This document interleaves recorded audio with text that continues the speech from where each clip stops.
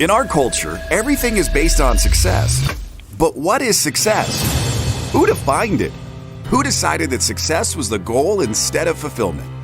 What happens if we shake up that definition? What if we make our own definition of success? My name is Tony Grebmeyer, and on this podcast, I'm going to dig deep into the real stories behind success. Join me as I interview other entrepreneurs who've climbed up Success Mountain and have come back down to share their stories so you can succeed. If you're ready to join a community of other entrepreneurs redefining success and finding fulfillment, go to BeFulfilledLife.com and join the community.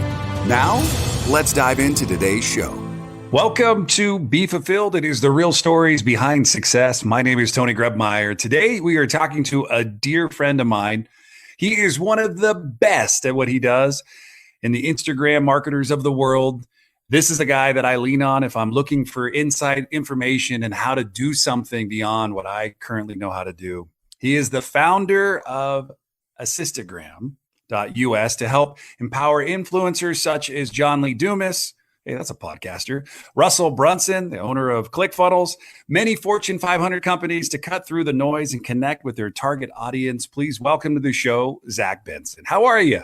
Hey, Tony. Super excited to be here. Thanks for having me. Man, I'm honored to have you here. So every guest gets the same question. So I hope you're prepared. What is your definition of success? That's for me is to be able to do what I want, when I want with the people I love and I care about the most, right? So that's success for me. Just, time freedom and freedom to travel and get up, hop to one country, experience a new culture. Every single week, I'm normally always traveling. So this is kind of weird for me. I'm stuck in my home in Iowa right now with my sister upstairs and baby and family, but it's also good to be back.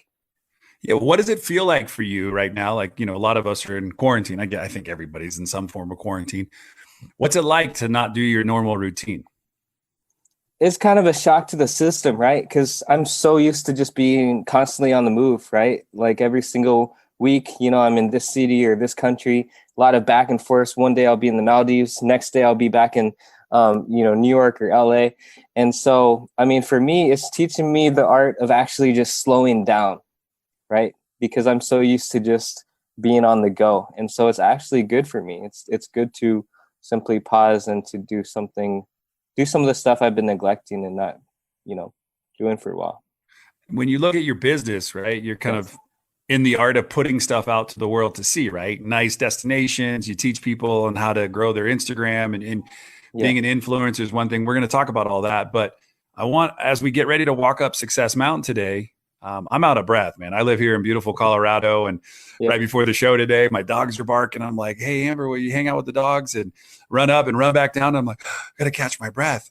And I think that's the universe's way of what you just said, slowing down, just pausing for a moment. When you reflect on just maybe the last couple of years of how you've kind of burst onto the scene of, hey, you were the quiet guy. I call you like over on the sidelines doing your thing. And then one connection led to another connection, led to a lot of new opportunities. Just when you look back on the last maybe 4 or 5 years of your life, I first knew about you as this kind of hip hop dancer if you go look Zach Benson up, you're going to see him in some cool pose, locking or breaking or modeling or doing something. What's the last couple of years been like for you, as you spend some time just in reflection? Yeah. So life has really changed for me, right? So before all this marketing stuff, I was a break dancer and I taught dance clinics everywhere. I went to like 50 countries and it was on So You Think You Can Dance. And that was my life. And, I was living it. I was traveling. I was doing something I loved. I was in the spotlight and, all was good until I hurt my back. And that kind of changed things for me, right? It was like I was full force pursuing my dance 100%. And then, it was taken away from me.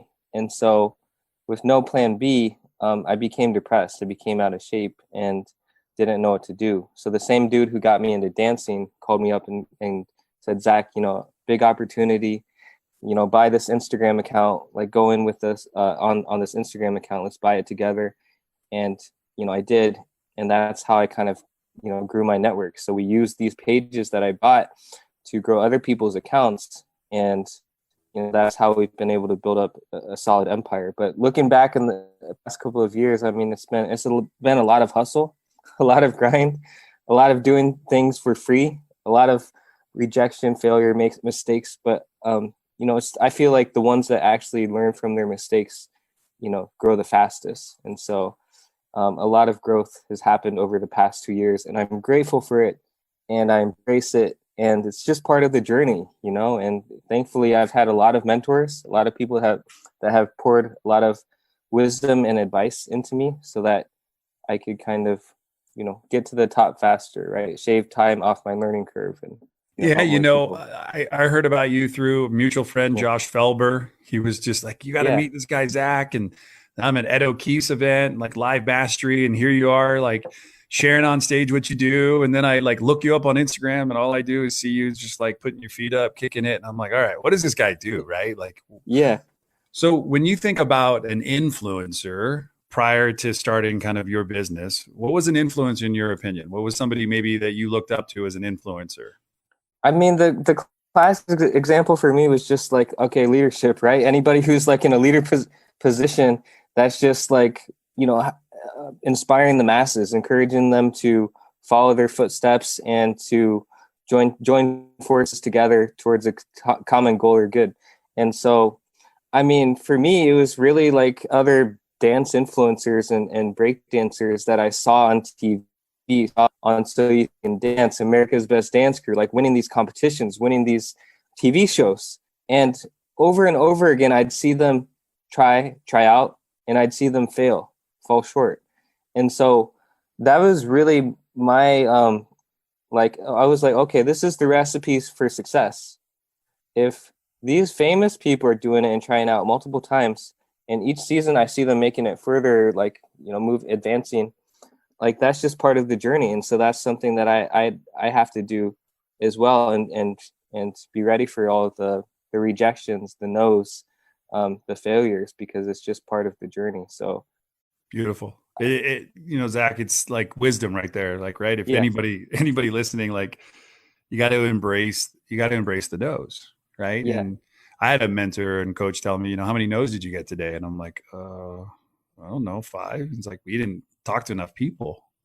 Right. Because part of Yes. the journey is being willing to learn. Right. And the only way you're going to learn is by falling down. And the only way you're going to get back up is by pushing yourself at it. Right. And so you were talking about the hustle and the grind and really trying to, make this thing happen. And I fast forward till, just last year, you and I went to a dinner in San Diego. I was hosting a dinner with Ship Offers. Yeah. And I said, hey, we're doing this also. Would you like to come? And it was a small, intimate dinner. Jeff J. Hunter, Dove Barron, just looking around the room.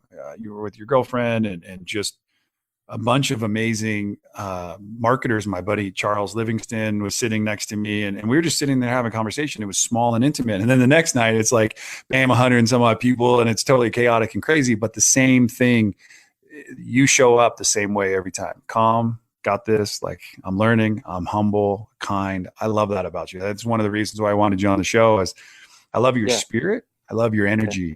What's something that you're working on right now that you're super just jacked out, just excited about? Well, it's been nice because I have a lot more time to write. So I've actually been working on my new book called Reach, and basically I'm going to be teaching and breaking down the simple steps on how to reach, influencers, celebrities, to reach your dream clients, because that's been something I've been really good at, right? So, I mean, I pretty much built my 6-figure dance business, making $1,000 an hour at the time, just by learning the art of cold outreach and connecting with people. And then the same thing with my agency, my Sistagram agency. I was able to build it up really fast just by reaching the right people at the right time, building the right relationships, figuring out creative ways to stay in touch with them, but really building up my empire, my business, just because I was I learned how to reach out to these people, connect with them, made them feel loved and respected. So I'm excited about the new book, and that's something that it's always been on my bucket list, something that I've wanted to do. So it should be fun. No, I think that's exciting. So, a writer. So, is that something that you've always been doing, like most of your life? You enjoy that? Is it therapeutic for you, or did you just pick up pen and just start putting things down on paper one day, and you're like, "Wow, I like this." Well, I mean, so growing up, right? The shyness comes from me being like having the speech impediment, right? So I couldn't say the letter R until I was in my niece, and so I'm still kind of a quiet, shy guy, and I had to find different things to express myself. So one was dance, the other was journaling. So I'm not the best writer. I have a ghostwriter. I have somebody who helps me write my Yes. social media statuses and all this stuff. Of course, they're my stories, they're my battles, and so the same thing is happening with the book. But I feel like everybody in this whole world, you all got a story. All have like a battle, something that you're going through, something you're facing, and you need to put it out there and share it with the world because it's going to help people. And so we all are important as human beings, and by sharing our wisdom and our life experiences with the whole world, like it can really help people. So I'm just doing it for that, and you know Well, what I've enjoyed watching you is like I don't know what the heck you do or how you do it, but I yeah. kind of believe I know why you do it because you love helping people and you love seeing that you can add value to the world. And I know one of the first times I ever met you, like, hey, if you ever want to go here, just let me know. Like, I'll hook you up. Like, and I'm like, whoa, that's interesting. Oh, and I forgot that I also brought you to the dinner. Matt Plapp is on, and he's watching today. That we brought you to the dinner in Nashville too. You got to come check out a whole different dinner in Nashville. So, like, I think we had Nice. dinner three times over like a couple weeks. I'm like that so fortunate and Nice. blessed to be able to do that. What have you learned most about you were saying, like a little shy kid or, I had a learning disability, I Yes. grew up, I didn't talk until I was almost 4 years old. I was in special education and Yeah. I use it as an ability, not as a liability. I use it as like a skill today that, hey, I just learned a little differently than everybody else, but it helped me to move forward. I still stutter. I still make mistakes. I still say the wrong words in the wrong formula in the wrong place, but you know what? Just move forward.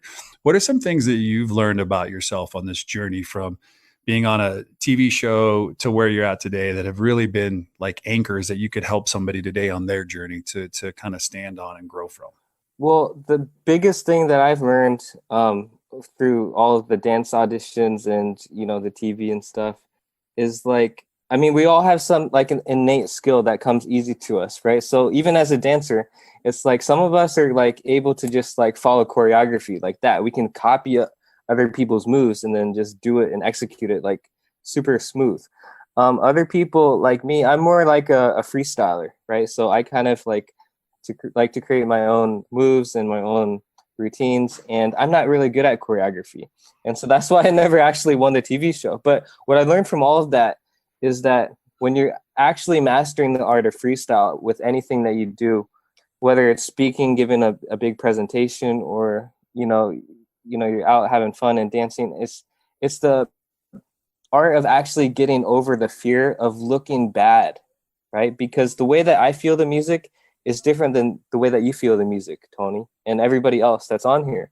And there's nothing wrong to that, right? It's just you expressing you and you reacting to the music. And so what I've learned is to not really care about messing up, about looking bad, right? Looking like, oh, that's a whack dance move, or like that's weird, right? Or that's a weird thing to say. Like, we all have different opinions and ideas and different dance moves.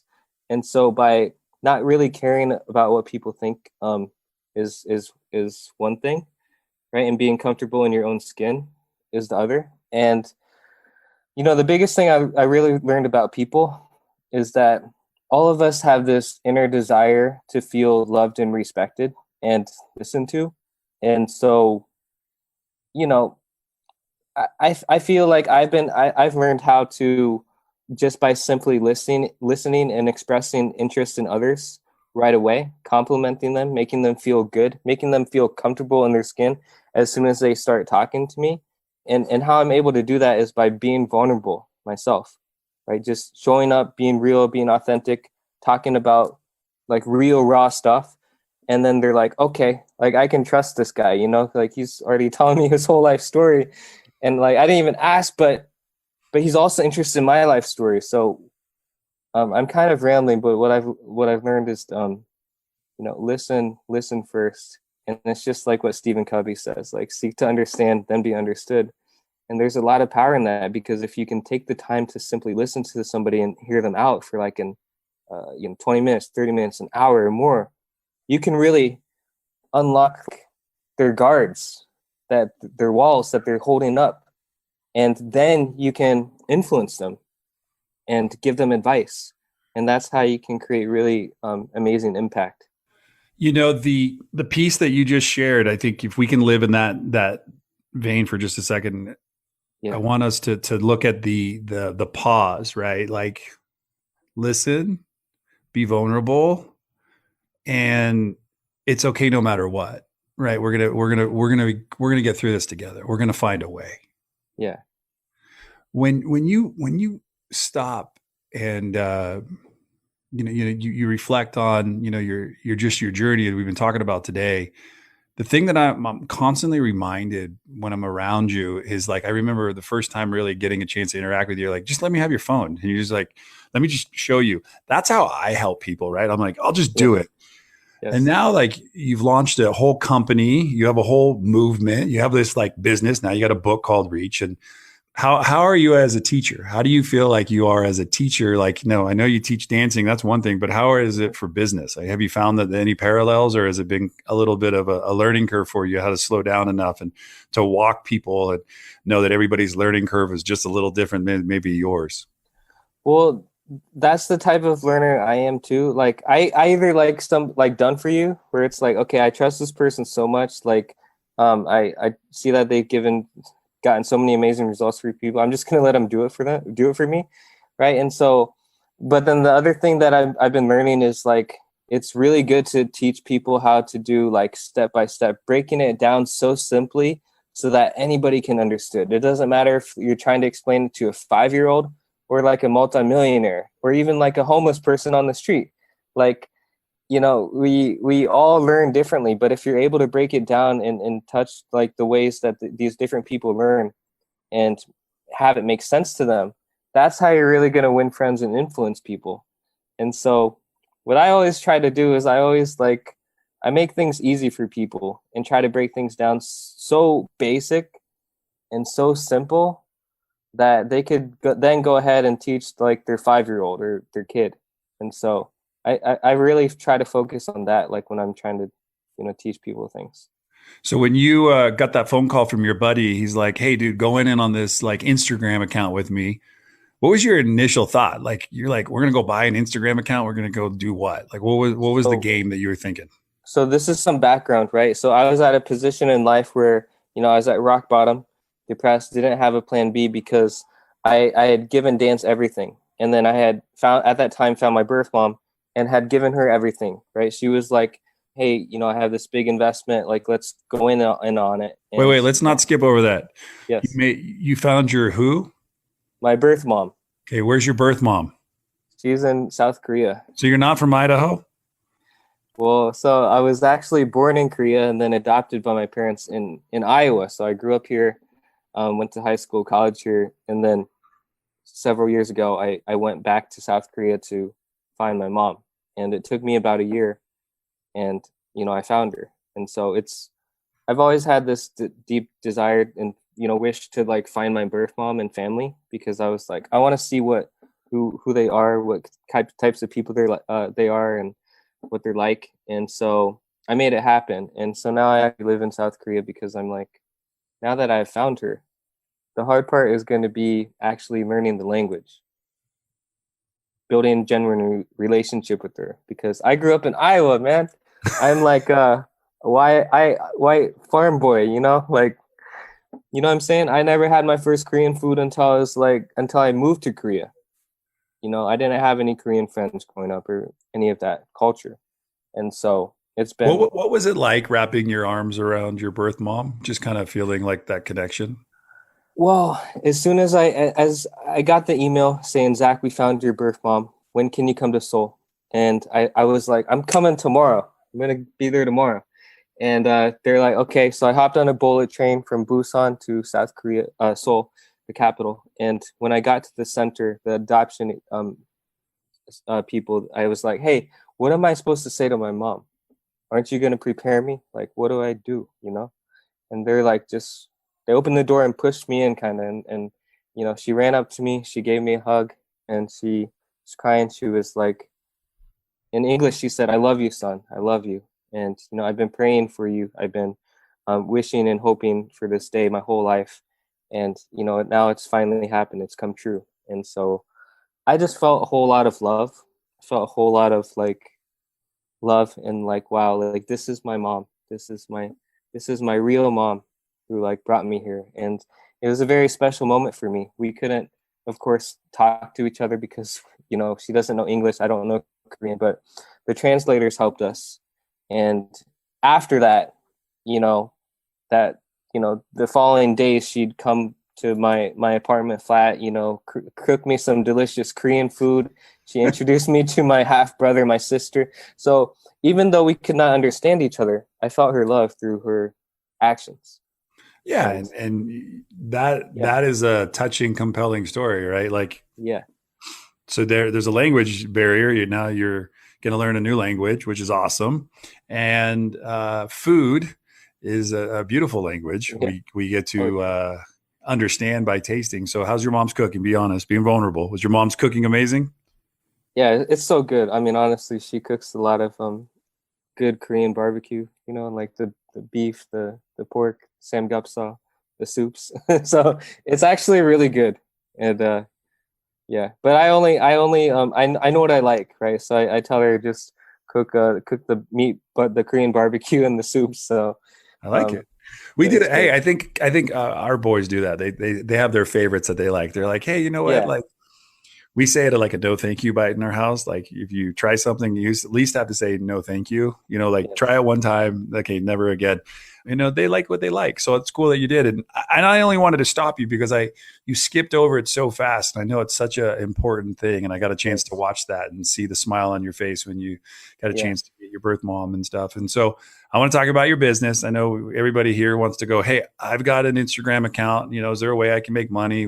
How do I build my Instagram account? Those are all the things that are skills that you've learned and that you've mastered and you teach. And I don't want to take away from what that is, but I just want to say thank you for sharing that story. yes, What was the connection like for you when you returned, when you came back to Iowa and yes.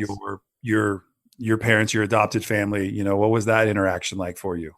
Well, you know, my parents, like, they've always supported me with anything that I've done right in life, you know, whether it was sports or whatever activities. And so I could tell that my mom, my American mom, felt a little bit weird about it, just because, you know, moms are like that, right? They worry a lot, and it kind of made her feel a little bit uneasy. But what happened was my mom, my Iowa mom, and my Korean mom, they exchanged letters, and they had, you know, some heart to heart letter exchanges and talks, and through the translators. And now, I mean, they're both really happy. You know, they're happy that we found each other, and, you know, they're excited to meet each other. They still haven't met in person, but we've had video calls and different things. I like that. Hey, well, Yeah. let's talk about the company that you founded and kind of got started on, and tell Yeah. us a little bit about what you're up to with that these days. I know you just in your intro from some of the names that I've seen your company work with, and the names of people who I'm like, who are you working with? They're like Zach, and I'm like, they weren't mentioned in the read in the intro. So I know you're working with a lot of big names. Talk to us a little bit about what your company does and how you can help somebody who's thinking about growing their brand. Yeah. So think of a sistergram as kind of like your own, like, personal virtual assistant, like expertly trained growth member, account manager that's going to be creating content for you, that's going to be posting for you 7 days a week, finding all the hashtags, doing the outreach, lead gen, replying to messages that you don't have time to reply to. So it's a whole, like, hands-off experience, right? Done for you thing where we're gaining you thousands of followers per month. So that's what my company Sistergram does. And I feel like it's so important because, you know, one, people don't know where to start. They don't know how, they know that they should be on Instagram, but they have no idea how to create content, how to post, how to grow. And the second thing, the reason why it's important is because, I mean, everybody has a product, a story, a voice, something, a service that they want to share with the world, but they don't know how to get it out. And, Instagram's definitely the platform to do that. And so I see it as like a way to just help people do more of what they love every single day, help them do more of what they're really passionate about, and get it out to the world. And so I see it as like we're helping them, build and grow their businesses on Instagram, and that's cool. That's what I always wanted to do. And that's your main focus. That's your main platform for growth. Like that's where you run your business.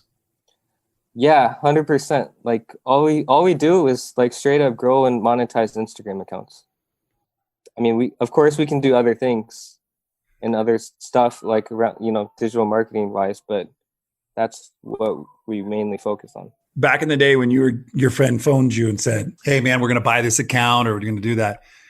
What kind of money was then and what kind of money do you need now to kind of buy an Instagram account? Well, so this was in 2015. And so it wasn't that long ago. It was like 5 years ago. That's a long time in the digital world. Come on, bud. Okay. It's a long time. It's 5 years ago that's true. And so I actually spent $10,000 for just only 10% of the 400,000 follower accounts. And so I, ended up making most of my money back. Like 8,700.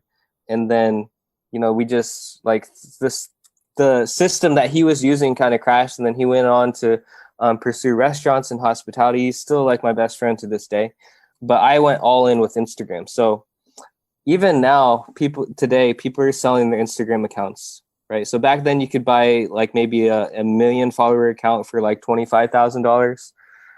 I mean, now it's like, it's crazy. I mean, some people are selling them for $250,000 for like a million follower account.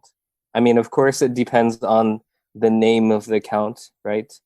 If it's like a one-worded, name, like let's say like luxury real estate, or like, that's a really good name to have on Instagram. I mean, some even names and usernames now go for 50, 60 grand. And so the game has changed where these Instagram assets are like worth a lot of money because people can sell sponsorships, like advertising on their pages. They can sell, and that whole game has changed too, because people used to just say like, "I drink Pellegrino, so should you," right? And now the whole kind of, and I'm using that as like maybe a weight loss product or some other product. Like there's a lot of claims and stuff that are being masked inside ads now. You see it like products appearing in the background of a scene. And how's that game changed?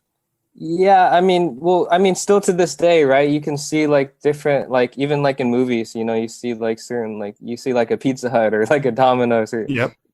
All these like ways that they put the products into the movies and the content. But now like full blown like companies are like, like Under Armour, Reebok, they're like investing with people like movie stars like The Rock or like Conor McGregor, and they're creating brands with them. And I mean, their stuff is selling out in hours, right? So influencer marketing is now like a $15 billion industry, right? Even more probably, where all these companies are paying, instead of like doing traditional advertising or, pouring a lot of money into these influencers, partnering up with them, creating new products.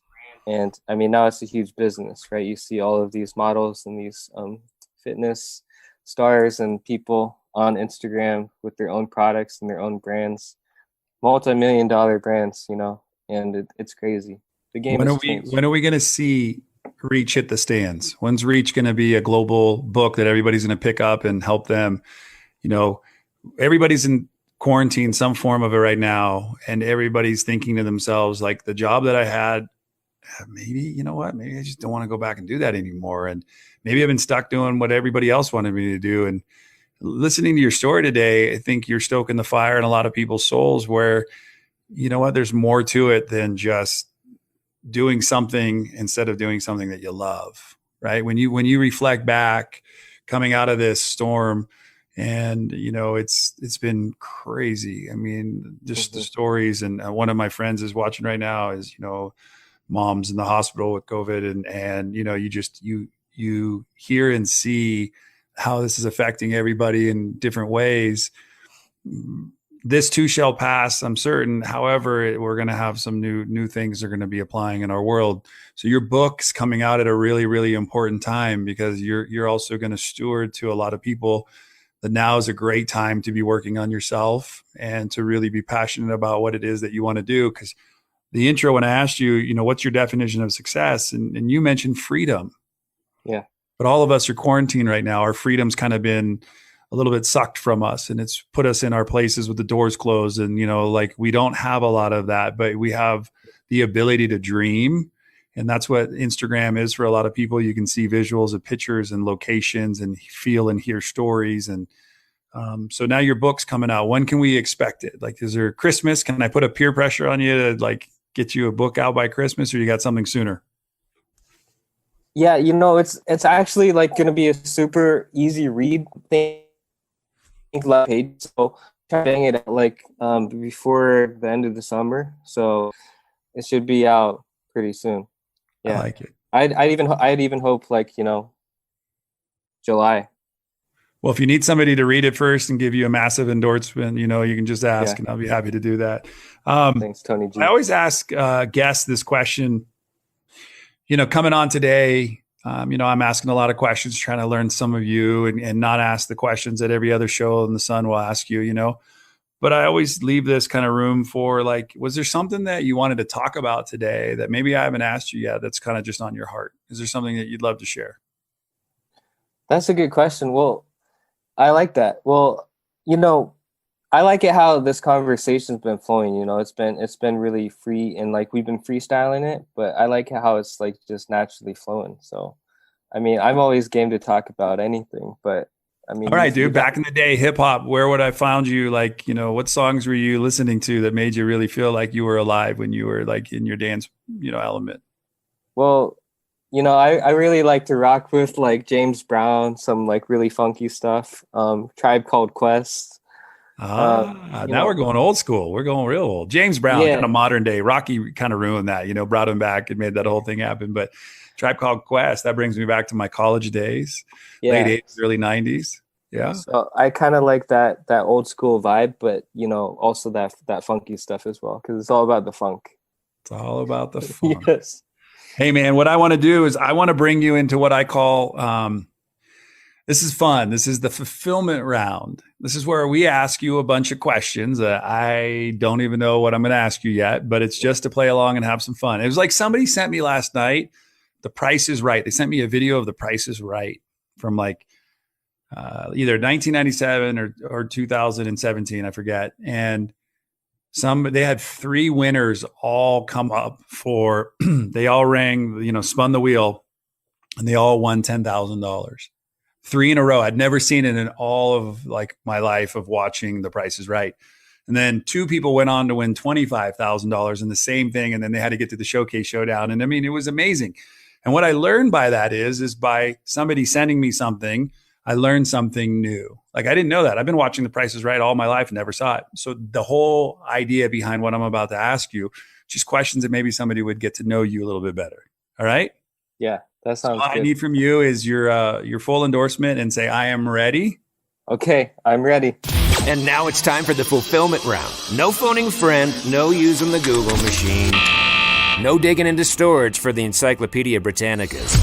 And I promise Tony won't make you cry. And if you don't know the answer, just make it up. The fulfillment round brought to you by shipoffers.com for all your product and fulfillment needs. Now, Tony, you ready to ask some questions? Who were the judges when you were on So You Think You Can Dance? That was Nigel Lithgow, who's also the executive producer of the show. It was this guy named Tice, and then this other lady named Mary. All right. Oh, I like Mary. Mary's loud. Isn't she loud? Yeah, she's loud. She's a character. So if you could have your back fully functioning again, yes, knowing what you know, what would you have done differently on that show? I would have tried out again for sure, because I mean, I made it to the top 100, and then one producer was like, Zach, you just don't have what it takes, right? And what he said was true, right? I was a street dancer. I never had any ballet experience. I never had any ballroom experience. So I was like, way behind from some of the other dancers. But I would have like definitely tried out a few more times until I hopefully like won the show. I think that's super important advice for anybody listening today too, right? Like be willing to dust yourself off and keep trying. Yeah, but the cool part about that story is because Nigel, the main guy who's on the show and the face of the company, he was like, Zach, don't put your eggs all in one basket, right? He's like, I've seen you try out a few times. You're good. You're a really great breakdancer, right? Go out and make a name for yourself. Go make a business out of this. Teach breakdance workshops all around Iowa and the Midwest and the world, because you're skilled enough to do that. And so what I did was, even though Jeff Thatcher, the other executive producer, said you just don't have what it takes, I listened to him, but then I also listened to the other guy, and I still went for it and made my dream come true. And my real dream anyways was teaching. Teaching is my true passion. So I was able If Mary was here today, I'd give you that big, loud, hysterical, yeah, I love it. I love you, what you doing. What was the first course you taught for money? Remember like when the first time you sold like a course or something online, what was that like for you?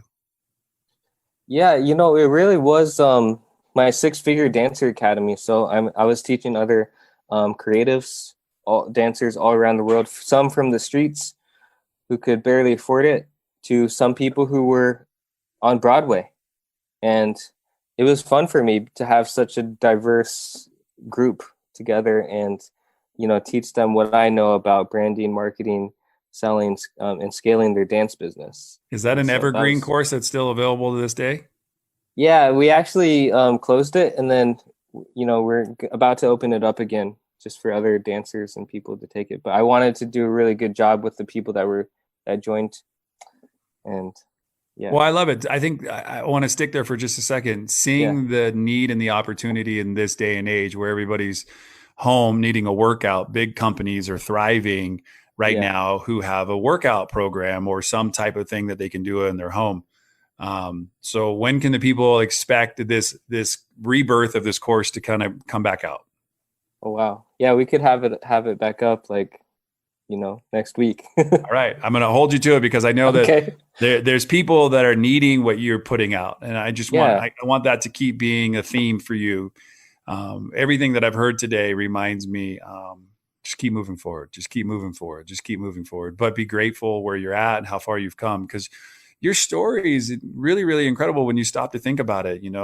You're adopted, you come here, at a certain age, you get all these pieces of advice and wisdom, and then you get a phone call and you're like, hey, I'll be right there. I take the bullet train, I meet your birth mom, and then you get a chance to meet your half brother and half sister, and you're up for the journey. You come home, your mom and your dad embrace you here, and you just realize, man, like what a gift you are. And I will always praise you, because ever since I met you until every time I've had an interaction with you, you're always humble, you're kind, you're just a gracious person.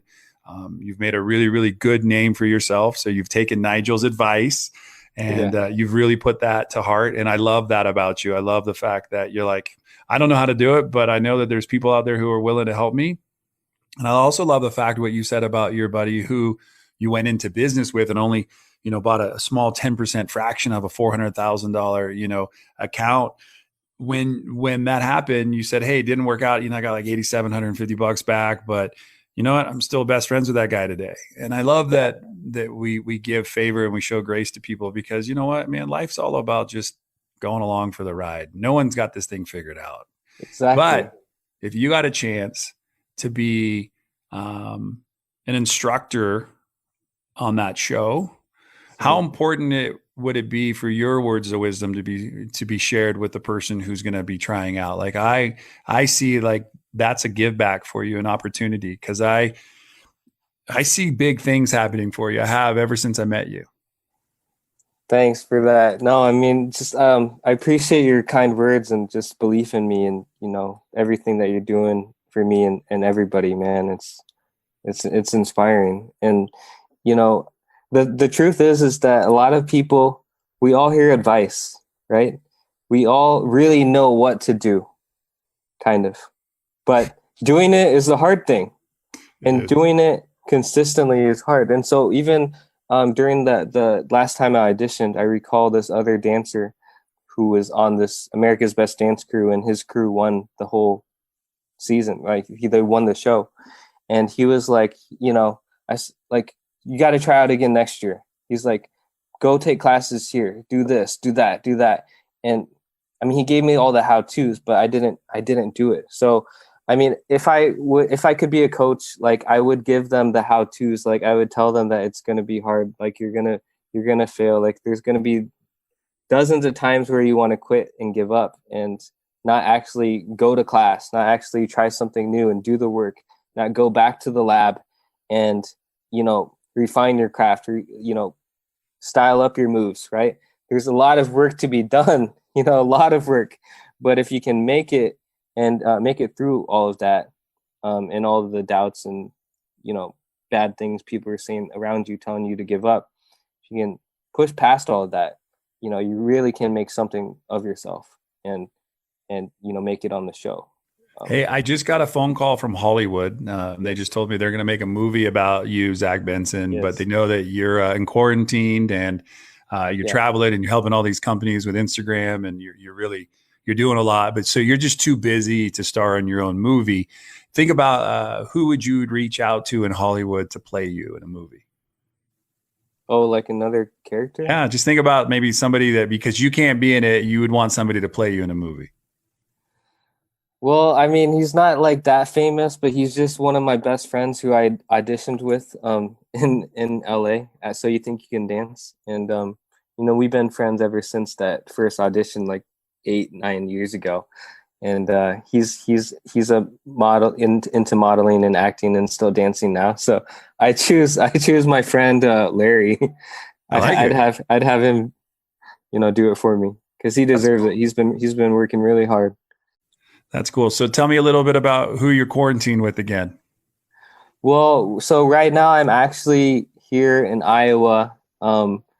Upstairs, I have my sister and her husband and newborn baby. And then my girlfriend, Chaelim, is here from Korea. So we're just like one happy family. And then my parents are actually in Arizona at the moment at their house over there. But I thought it would be good to be back in Iowa, right? Spend time with family. Like, what better time than now? So no, I see you looking. Is your girlfriend right there? Yeah, she's just chilling on the couch. Tell her I say hello. Tell her I say hello. Yeah, you're like your favorite person. I want you to know that I believe in you, man. I really do. And I know that this is like going to be an amazing year for you, despite anything that you've gone through. Everything's preparing you for where you're going, and that's like straight ahead. And I'm really excited for your book. I hope you come back and you share your book, Reach, Sistagram.us. I hope that you keep putting out great stuff and giving people glimpses of what they can do, because sometimes people just need their arm, just an arm around them, just to say, hey, you know what, you got this. Let's do this together. I'm also looking for the rebirth of your 6-figure dance program to come back out. So I'm excited for that. So you've got a lot of things going on. And last question I'm going to ask you, then we'll wrap up today's show. After quarantine, you get to go anywhere you want in the world. You can go to any resort you want in the world. Where would I find Zach Benson and his girlfriend? Actually, we're thinking about going to Aruba. This small island near off Netherlands. Yeah, just somewhere quiet, somewhere peaceful. You'll probably find us there, or the Maldives, because I like that. I like that spot. Well, man, I got to just tell you, thank you so much for being a guest today on the show. And, hope you got something you can take with you today. I know the audience sure did. Everything, show notes, all going to be available at TonyGrebmeyer.com. Just follow Zach Benson. If you're not now, you should be. All social media channels, we'll link it below in the show notes. The most important thing is you are one of the good ones out there. And if you just keep doing what you've been doing, there's no stopping where you'll go in life. That's not advice that I give to everybody. It's advice that I've seen by spending moments of time with you, and the heart that you put into what you do, and the willingness and desire to say, fuck it, I'll figure it out. I don't know it, but I'm willing to go do it. And that to me is commendable. And I just want to say thank you. Thank you so much for coming on the show today. Thanks for having me, Tony. It's been fun. It's always my pleasure to do anything Tony G's doing. Count me in. I love it, brother. All right, ladies and gentlemen, that is Zach Benson. My name is Tony Grebmeyer. No matter where you go, no matter what you do, choose to make today, right here, right now, in this very moment, no matter where you're locked up, the absolute best day of your life. Thanks for listening to today's show. But before you go, let me ask you a question. How would you like to be the architect of your journey in this game we call life? Take the next step now at www.tonygrebmeyer.com. Enter your details to get the first week of the Be Fulfilled Journal for free. It includes access to our private community of thousands of other entrepreneurs. It'll give you more clarity and freedom in your day, and it might just change your life forever.